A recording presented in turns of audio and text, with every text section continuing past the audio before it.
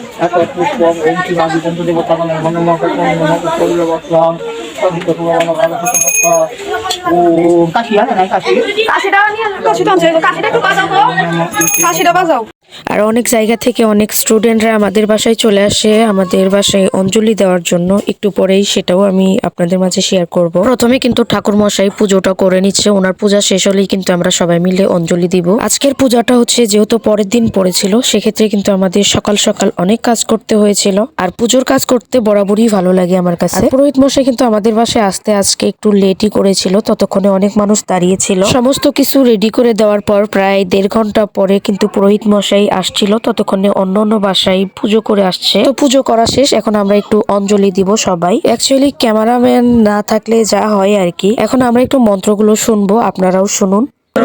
নম নিত্য সরস্বত্যই নম নম নম বেদ বেদান্ত বেদাঙ্গ বিদ্যা স্থানেব এবচ সাহা এষ সচন্দন পুষ্প বিল্লাপত্রাঞ্জলি নম শ্রী শ্রী সরস্বতী দেবী ভো নমঃ।